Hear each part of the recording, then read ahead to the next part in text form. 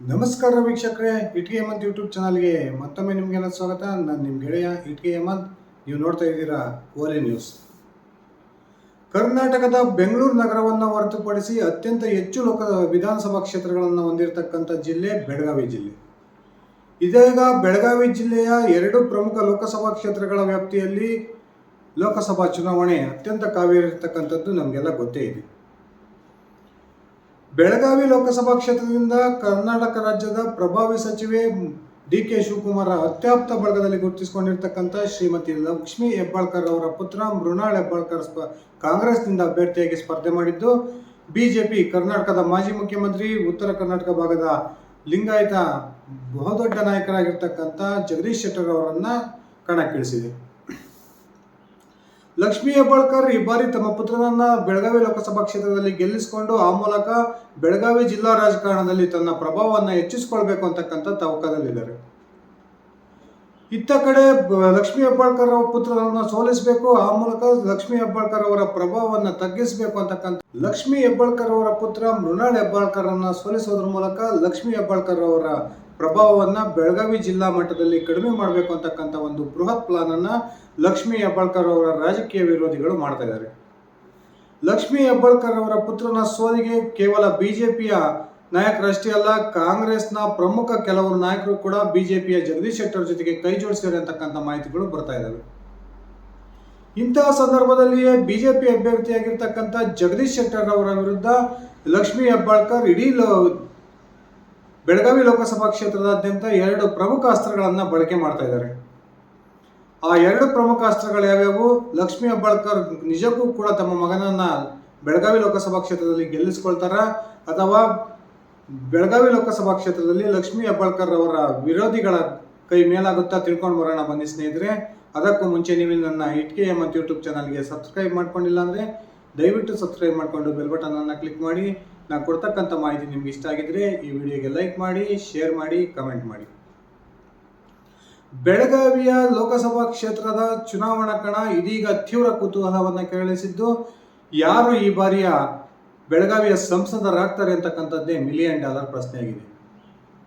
ಒಂದು ಕಡೆ ಕಾಂಗ್ರೆಸ್ ಪ್ರಭಾವಿ ಸಚಿವೆಯ ಪುತ್ರರನ್ನ ಕಣಕ್ಕಿಳಿಸಿದರೆ ಬಿಜೆಪಿ ಕರ್ನಾಟಕದ ಮಾಜಿ ಮುಖ್ಯಮಂತ್ರಿ ಜಗದೀಶ್ ಶೆಟ್ಟರ್ ಅವರನ್ನ ಕಣಕ್ಕಿಳಿಸಿದೆ. ಜಗದೀಶ್ ಶೆಟ್ಟರ್ ಹುಬ್ಬಳ್ಳಿ ಧಾರವಾಡದ ಮೂಲದವರಾಗಿದ್ದು ಬೆಳಗಾವಿಯಲ್ಲಿ ಈ ಬಾರಿ ಚುನಾವಣಾ ಕಣಕ್ಕಿಳಿದಿದ್ದಾರೆ. ಜಗದೀಶ್ ಶೆಟ್ಟರ್ ಅವರ ವಿರುದ್ಧ ಪ್ರಮುಖ ಎರಡು ಅಸ್ತ್ರಗಳನ್ನು ಲಕ್ಷ್ಮೀ ಹೆಬ್ಬಾಳ್ಕರ್ ಅವರು ಇದೀಗ ಬೆಳಗಾವಿ ಲೋಕಸಭಾ ಕ್ಷೇತ್ರದಾದ್ಯಂತ ಬಳಸ್ತಾ ಇದ್ದಾರೆ. ಒಂದು, ಜಗದೀಶ್ ಶೆಟ್ಟರ್ ಹೊರಗಿನವರು ಅಂತಕ್ಕಂಥ ಒಂದು ಅಸ್ತ್ರ. ಇನ್ನೊಂದು, ಜಗದೀಶ್ ಶೆಟ್ಟರ್ ಅವರು ಪಂಚಮಸಾಲಿ ಸಮುದಾಯಕ್ಕೆ ಸೇರಿದವರಲ್ಲ, ಅವರು ಈ ಒಂದು ಕ್ಷೇತ್ರಕ್ಕೂ ಅವ್ರಿಗೂ ಸಂಬಂಧನೇ ಇಲ್ಲ ಅಂತಕ್ಕಂಥ ಎರಡು ಪ್ರಮುಖ ಅಸ್ತ್ರಗಳನ್ನು ಲಕ್ಷ್ಮೀ ಹೆಬ್ಬಾಳ್ಕರ್ ಅವರು ಬಳಸೋದ್ರ ಮೂಲಕ ಸುಮಾರು 3 ಲಕ್ಷಕ್ಕೂ ಹೆಚ್ಚು ಬೆಳಗಾವಿ ಕ್ಷೇತ್ರ ವ್ಯಾಪ್ತಿಯಲ್ಲಿರ್ತಕ್ಕಂಥ ಪಂಚಮಸಾಲಿ ಸಮುದಾಯವನ್ನು ತಮ್ಮ ಮಗನ ಪರವಾಗಿ ಸೆಳೆಯೋದಕ್ಕೆ ತೀವ್ರ ಪ್ರಯತ್ನವನ್ನು ಲಕ್ಷ್ಮೀ ಹೆಬ್ಬಾಳ್ಕರ್ ಅವರು ಮಾಡ್ತಾ ಇದ್ದಾರೆ.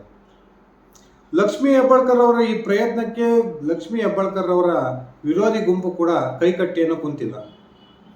ಈಗಾಗಲೇ ಕೂಡಗಾಲ ಸಂಗಮದ ಶ್ರೀ ಜಯಮೃತ್ಯುಂಜಯ ಸ್ವಾಮೀಜಿಯವರನ್ನ ಭೇಟಿಯಾಗಿ ಅವರ ಆಶೀರ್ವಾದವನ್ನು ಪಡೆದಿರ್ತಕ್ಕಂಥ ಜಗದೀಶ್ ಶೆಟ್ಟರ್ ಇದೀಗ ಲಕ್ಷ್ಮೀ ಹೆಬ್ಬಾಳ್ಕರ್ ಅವರ ವಿರುದ್ಧ, ಲಕ್ಷ್ಮೀ ಹೆಬ್ಬಾಳ್ಕರ್ ಅವರ ಎರಡು ಅಸ್ತ್ರಗಳ ವಿರುದ್ಧ ಬೃಹತ್ ಬ್ರಹ್ಮಾಸ್ತ್ರವನ್ನ ಪ್ರಯೋಗ ಮಾಡ್ತಿದ್ದಾರೆ ಅಂತಕ್ಕಂಥ ಮಾಹಿತಿಗಳು ಬರ್ತಾ ಇದ್ದಾವೆ.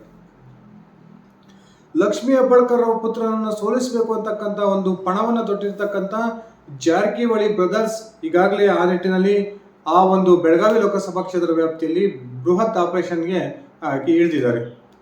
ಅನೇಕ ಕಾಂಗ್ರೆಸ್ ನಾಯಕರನ್ನ ಬಿಜೆಪಿ ಸೆಳೆಯಬೇಕು ಅಂತಕ್ಕಂಥ ಪ್ರಯತ್ನಕ್ಕೆ ಜಾರಕಿಹೊಳಿ ಬ್ರದರ್ಸ್, ಅದರಲ್ಲೂ ಕೂಡ ರಮೇಶ್ ಜಾರಕಿಹೊಳಿ ಅವರು ಕೈ ಹಾಕಿದ್ದು. ಈಗಾಗಲೇ ರಮೇಶ್ ಜಾರಕಿಹೊಳಿ ಅವರು ಲಕ್ಷ್ಮೀ ಹೆಬ್ಬಾಳ್ಕರ್ ಮತ್ತು ಅವನ ಪುತ್ರನ ವಿರುದ್ಧ ಗುಡುಕ್ತಾನೆ ಬಂದಿರತಕ್ಕಂಥದ್ದನ್ನು ನಾವೆಲ್ಲ ನೋಡಿದ್ದೀವಿ.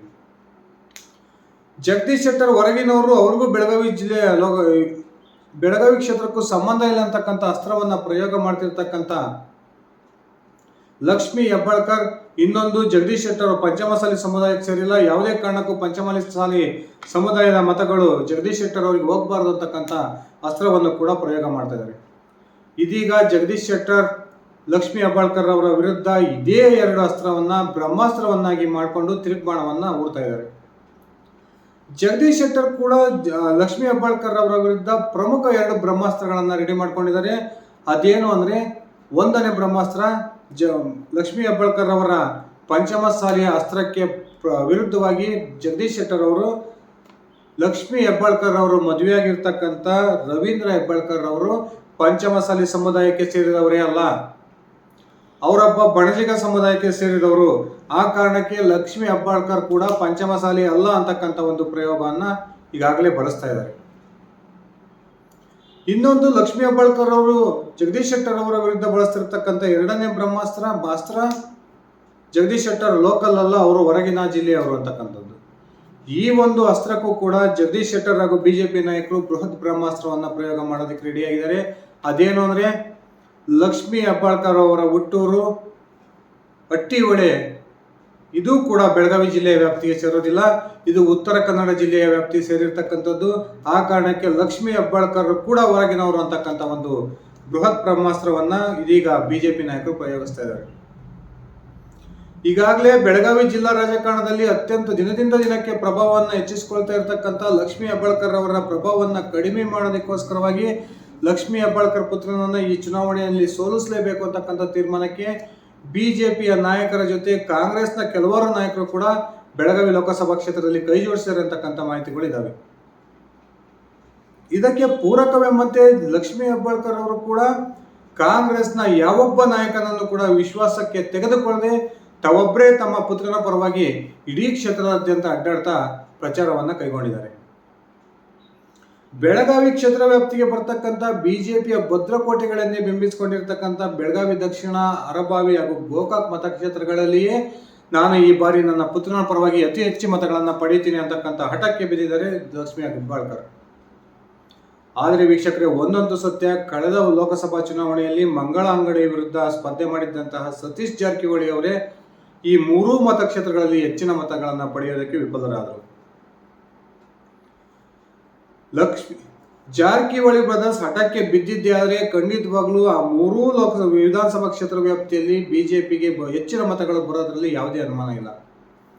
ಸ್ವತಃ ತಮ್ಮ ಸಹೋದರ ಸ್ಪರ್ಧೆ ಮಾಡಿದ್ದಂತಹ ಸಂದರ್ಭದಲ್ಲೂ ಕೂಡ ಅರಬಾವಿ ಹಾಗೂ ಗೋಕಾಕ್ನಲ್ಲಿ ಸತೀಶ್ ಜಾರಕಿಹೊಳಿ ಅವರಿಗೆ ಹೆಚ್ಚಿನ ಮತ ಬರೋದಕ್ಕೆ ಇಬ್ಬರು ಸತೀಶ್ ಜಾರಕಿಹೊಳಿಯ ಸ್ವಂತ ಸಹೋದರರೇ ಅವಕಾಶವನ್ನು ಕೊಟ್ಟಿರಲಿಲ್ಲ. ಇಂಥ ಸಂದರ್ಭದಲ್ಲಿ ಪ್ರತಿದಿನ ಲಕ್ಷ್ಮೀ ಹೆಬ್ಬಾಳ್ಕರ್ ಅವರ ವಿರುದ್ಧ ಕತ್ತಿ ಮಸೆಯುತ್ತಿರ್ತಕ್ಕಂಥ ರಮೇಶ್ ಜಾರಕಿಹೊಳಿ ಅವರು ಲಕ್ಷ್ಮೀ ಹೆಬ್ಬಾಳ್ಕರ್ ಅವರ ಪುತ್ರನಿಗೆ ಲೀಡ್ ಬರೋದಕ್ಕೆ ಈ ಕ್ಷೇತ್ರಗಳಲ್ಲಿ ಬಿಡ್ತಾರ ಅಂತಕ್ಕಂಥದ್ದೇ ಬಹುದೊಡ್ಡ ಅನುಮಾನ. ಲಕ್ಷ್ಮೀ ಹೆಬ್ಬಾಳ್ಕರ್ ಜಗದೀಶ್ ಶೆಟ್ಟರ್ ವಿರುದ್ಧ ಯಾವೆಲ್ಲ ಅಸ್ತ್ರಗಳನ್ನು ಪ್ರಯೋಗ ಮಾಡೋಕ್ಕೆ ಪ್ರಯತ್ನವನ್ನು ಮಾಡ್ತಾರೋ ಆ ಅಸ್ತ್ರಗಳನ್ನೇ ಇದೀಗ ಬಿಜೆಪಿಯ ನಾಯಕರು, ಅದರಲ್ಲೂ ಕೂಡ ಪ್ರಮುಖವಾಗಿ ಜಾರಕಿಹೊಳಿ ಬ್ರದರ್ಸ್ ಆ ಒಂದು ಅಸ್ತ್ರಗಳನ್ನೇ ತಿರುಗು ಬಾಣವಾಗಿ ಬ್ರಹ್ಮಾಸ್ತ್ರವನ್ನಾಗಿ ಮಾಡಿಕೊಂಡು ಲಕ್ಷ್ಮೀ ಹೆಬ್ಬಾಳ್ಕರ್ ಅವರ ವಿರುದ್ಧ ಪ್ರಯೋಗವನ್ನು ಮಾಡ್ತಾ ಇದ್ದಾರೆ. ಲಕ್ಷ್ಮೀ ಹೆಬ್ಬಾಳ್ಕರ್ ಅವರ ಪುತ್ರ ಏನಾದರೂ ಬೆಳಗಾವಿ ಲೋಕಸಭಾ ಕ್ಷೇತ್ರದಲ್ಲಿ ಗೆದ್ದಿದ್ದೇ ಆದರೆ ಅಲ್ಲಿರ್ತಕ್ಕಂಥ ಕಾಂಗ್ರೆಸ್ನ ಪ್ರಮುಖ ಸಚಿವ ಸತೀಶ್ ಜಾರಕಿಹೊಳಿ ಅವರ ಪ್ರಭಾವ ಲೋಕಸಭಾ ಒಂದು ಬೆಳಗಾವಿ ಜಿಲ್ಲಾ ರಾಜಕಾರಣದಲ್ಲಿ ಕಮ್ಮಿ ಆಗುತ್ತೆ. ಈ ಕಾರಣಕ್ಕೆ ಯಾವುದೇ ಕಾರಣಕ್ಕೂ ಕೂಡ ಲಕ್ಷ್ಮೀ ಹೆಬ್ಬಾಳ್ಕರ್ ಅವರ ಪುತ್ರನನ್ನು ಸೋಲಿಸಲೇಬೇಕು ಅಂತಕ್ಕಂಥ ಪಣವನ್ನು ತೊಟ್ಟಿರ್ತಕ್ಕಂಥ ಸತೀಶ್ ಜಾರಕಿಹೊಳಿ ಅವರ ಸಹೋದರರಾಗಿರ್ತಕ್ಕಂಥ ರಮೇಶ್ ಜಾರಕಿಹೊಳಿ, ಬಾಲಚಂದ್ರ ಜಾರಕಿಹೊಳಿ ಈಗಾಗಲೇ ಬೆಳಗಾವಿ ಲೋಕಸಭಾ ಕ್ಷೇತ್ರದಾದ್ಯಂತ ಅತ್ಯಂತ ತುರುಸಿನ ಪ್ರಚಾರವನ್ನು ಕೈಗೊಳ್ತಾ ಇದ್ದಾರೆ. ಜಗದೀಶ್ ಶೆಟ್ಟರ್ ಅವರು ಕೂಡ ಈಗಾಗಲೇ ಪಂಚಮಸಾಲಿ ಸಮುದಾಯದ ಮತಗಳನ್ನು ಪಡೆಯೋದಕ್ಕೋಸ್ಕರ ಮುರುಗೇಶ್ ನಿರಾಣಿ ಅವರನ್ನ, ಹಾಗೇನೆ ಬಸವನಗೌಡ ಪಾಟೀಲ್ ಯತ್ನಾಳ್ ಅವರನ್ನ ಉಪಯೋಗಿಸ್ಕೊಳ್ತಾರೆ ಅಂತಕ್ಕಂಥ ಮಾಹಿತಿಗಳು ಬರ್ತಾ ಇದ್ದಾವೆ. ಇನ್ನೊಂದು ಪ್ರಮುಖವಾದ ಅಂಶ, ಕಳೆದ ಬಾರಿ ಕರ್ನಾಟಕದಲ್ಲಿ ಆಡಳಿತದಲ್ಲಿದ್ದಂತಹ ಬಿಜೆಪಿ ನೇತೃತ್ವದ ಸರ್ಕಾರದ ಸಮಯದಲ್ಲಿ ಪಂಚಮಸಾಲಿ ಹೋರಾಟ ಕರ್ನಾಟಕದಲ್ಲಿ ಅತ್ಯಂತ ಉತ್ತುಂಗವನ್ನು ತಲುಪಿತ್ತು. ಆ ಸಂದರ್ಭದಲ್ಲಿ ಲಕ್ಷ್ಮೀ ಹೆಬ್ಬಾಳ್ಕರ್ ಬಿಜೆಪಿ ನಾಯಕರಿಗೆ ಒಂದು ಮಾತನ್ನ ಹೇಳ್ತಾ ಬರ್ತಿದ್ರು, ನೀವೇನಾದರೂ ಪಂಚಮಸಾಲಿ ಸಮುದಾಯಕ್ಕೆ ಶಿಕ್ಷಣದಲ್ಲಿ ಮೀಸಲಾತಿಯನ್ನು ಕೊಡಿಸಿದ್ದೇ ಆದರೆ ನಾವು ನಿಮ್ಮ ಬಾಯಿಗೆ ಬೆಳಗಾವಿ ಕುಂದವನ್ನು ಹಾಕ್ತೀವಿ ಅಂತಕ್ಕಂಥ ಮಾತನ್ನ ಹೇಳಿದ್ರು. ಆಗಿರ್ತಕ್ಕಂಥ ಬಿಜೆಪಿಯ ಬಸವರಾಜ ಬೊಮ್ಮಾಯಿ ನೇತೃತ್ವದ ಸರ್ಕಾರ ಒಳ ಮೀಸಲಾತಿಯನ್ನು ಕೊಡೋದಕ್ಕೆ ಈಗಾಗಲೇ ನೋಟಿಫಿಕೇಶನ್ ಹೊರಡಿಸಿತ್ತು. ಅದಾದ ನಂತರ ಬಂದಂತಹ ಕಾಂಗ್ರೆಸ್ ಸರ್ಕಾರದಲ್ಲಿ ಲಕ್ಷ್ಮೀ ಹೆಬ್ಬಾಳ್ಕರ್ ಅವರಾಗಲಿ, ವಿಜಯಾನಂದ ಕಾಶ್ಯಪ್ಪನವರಾಗಲಿ ಹಾಗೂ ಇನ್ನಿತರ ಯಾರೇ ಒಂದು ಪಂಚಮಸಾಲಿ ಹೋರಾಟದಲ್ಲಿ ನಿರತರಾಗಿದ್ದಂತಹ ಕಾಂಗ್ರೆಸ್ನ ಪ್ರಮುಖ ನಾಯಕರು ಇದೀಗ ಪಂಚಮಸಾಲಿ ಹೋರಾಟದ ಪರವಾಗಿ ಧ್ವನಿಯನ್ನ ಎತ್ತಾ ಇಲ್ಲ. ಈ ಕಾರಣಕ್ಕೆ ಇದೀಗ ಬಿಜೆಪಿ ನಾಯಕರು ಲಕ್ಷ್ಮೀ ಹೆಬ್ಬಾಳ್ಕರ್ ಅವರನ್ನ ಪ್ರಶ್ನೆ ಮಾಡೋದಕ್ಕೆ ಆರಂಭ ಮಾಡಿದ್ದಾರೆ. ನೀವು ಹೇಳಿದ್ರಲ್ಲ, ನಮ್ಮ ಕಾಂಗ್ರೆಸ್ ಸರ್ಕಾರ ಬಂದ ಕೆಲವೇ ದಿನಗಳಲ್ಲಿ ನಾವು ಪಂಚಮಸಾಲಿ ಸಮುದಾಯಕ್ಕೆ ಮೀಸಲಾತಿಯನ್ನು ಕೊಡಿಸ್ತೀನಿ ಅಂತಕ್ಕಂಥ ಮಾತನ್ನು ಹೇಳಿದಿರಲ್ಲ, ನೀವು ಇವಾಗ ಯಾಕೆ ಚಕಾರವನ್ನು ಎತ್ತ ಇಲ್ಲ? ನೀವು ಒಂದು ವೇಳೆ ಪಂಚಮಸಾಲಿ ಸಮುದಾಯಕ್ಕೆ ಮೀಸಲಾತಿಯನ್ನು ಏನಾದರೂ ಕೊಡಿಸಿದ್ರೆ ನಿಮಗೆ 1 kg ಅಷ್ಟು ತೂಕದ ಬಂಗಾರದ ಹಾರವನ್ನು ಹಾಕ್ತೀನಿ ಅಂತಕ್ಕಂಥ ಮಾತನ್ನು ಮುರುಗೇಶ್ ನಿರಾಣಿ ಅವರು ಹೇಳಿದ್ದಾರೆ. ಒಂದು ವೇಳೆ ನೀವು ಪಂಚಮಸಾಲಿ ಸಮುದಾಯಕ್ಕೆ ಮೀಸಲಾತಿಯನ್ನು ಕೊಡಿಸೋದಕ್ಕೆ ವಿಫಲವಾದರೆ ನೀವು ನಿಮ್ಮ ಸ್ಥಾನಕ್ಕೆ ರಾಜೀನಾಮೆಯನ್ನು ಕೊಡಬೇಕು. ಯಾಕಂದರೆ ನೀವು ಸುಳ್ಳನ್ನು ಹೇಳ್ಕೊಳ್ತಾ ಪಂಚಮಸಾಲಿಗಳನ್ನು ನಿಮ್ಮ ಕಡೆ ಸೆಳೆಯೋ ಪ್ರಯತ್ನವನ್ನು ಮಾಡಿದ್ರಿ. ಆ ಕಾರಣಕ್ಕೆ ಈಗ ನೀವು ಯಾವಾಗ ಪಂಚಮಸಾಲಿ ಸಮುದಾಯಕ್ಕೆ ಮೀಸಲಾತಿಯನ್ನು ಕೊಡಿಸೋದಕ್ಕೆ ಸಾಧ್ಯವಾಗಲ್ವೋ ಆ ಕ್ಷಣ ನೀವು ನಿಮ್ಮ ಮಂತ್ರಿ ಸ್ಥಾನದಲ್ಲಿ ಇರೋದಕ್ಕೆ ನೈತಿಕತೆಯನ್ನು ಇಟ್ಕೊಳ್ಳೋದಿಲ್ಲ ಅಂತಕ್ಕಂಥ ಆಗ್ರಹವನ್ನು ಇದೀಗ ಬಿಜೆಪಿ ನಾಯಕರು ಲಕ್ಷ್ಮೀ ಹೆಬ್ಬಾಳ್ಕರ್ ಅವರ ವಿರುದ್ಧ ಮಾಡೋದ್ರ ಮೂಲಕ ಬೆಳಗಾವಿ ಲೋಕಸಭಾ ಕ್ಷೇತ್ರವನ್ನು ಗೆಲ್ಲೇಬೇಕು ಅಂತಕ್ಕಂಥ ತೀರ್ಮಾನಕ್ಕೆ ಬಿಜೆಪಿ ನಾಯಕರು ಬಂದಿದ್ದಾರೆ. ಅತ್ಯಂತ ಯುವಕನಾಗಿರ್ತಕ್ಕಂಥ ಮೃಣಾಲ್ ಹೆಬ್ಬಾಳ್ಕರ್ಗೆ ಕೇವಲ ತಮ್ಮ ತಾಯಿ ಲಕ್ಷ್ಮೀ ಹೆಬ್ಬಾಳ್ಕರ್ ಅವರ ಸಪೋರ್ಟ್ ಮಾತ್ರ ಇದ್ರೆ ಈಗಾಗಲೇ ಕರ್ನಾಟಕದ ಮಾಜಿ ಮುಖ್ಯಮಂತ್ರಿ ಆಗಿರ್ತಕ್ಕಂಥ ಬಿಜೆಪಿ ಅಭ್ಯರ್ಥಿ ಜಗದೀಶ್ ಶೆಟ್ಟರ್ ಅವರಿಗೆ ಬಿಜೆಪಿಯ ಎಲ್ಲ ನಾಯಕರು ಕೂಡ ಬಲವನ್ನು ತುಂಬುತ್ತಾ ಇದ್ದಾರೆ.